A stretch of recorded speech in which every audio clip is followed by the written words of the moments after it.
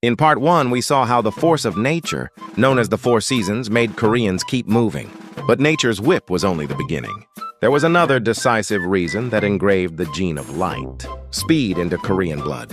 It was the long history of endless invasions, wars, and the desperate need to rise again from the ruins.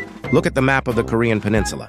Located between the continent and the ocean, this land was a geopolitical crossroads, and there was almost never a truly quiet moment. From the fierce territorial wars of the Three Kingdoms period, to hundreds of foreign invasions for Korean ancestors, standing still meant death. Before enemies arrived, they had to build fortresses. After war swept through the land, they had to rebuild faster than anyone else just to survive. Caught between powerful nations like China and Japan, Koreans instinctively chose fast, judgment and quick action as their survival strategy. Modern history was even more devastating. Under Japanese colonial rule, Korea lost almost everything, and the Korean War left the country in complete ruins. In the 1960s, South Korea was one of the poorest countries in the world. In a time when survival itself was difficult, Koreans had to make a choice.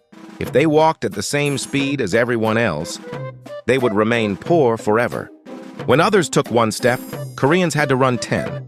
Buildings rose almost overnight, and roads were built at incredible speed. Korea had no choice but to achieve compressed growth. The whip called poverty forced the nation to run without rest. In the end, today's hurry culture is not simply impatience. It was trained inside the natural prison of the Four Seasons and completed through thousands of years of war and poverty. It is a desperate badge of survival.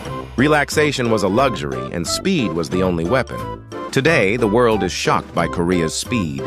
But behind that speed flow, the blood and tears of ancestors who struggled desperately just to survive. Everyone, let me ask you again. Is Korean speed a blessing, or is it a sad instinct born from survival?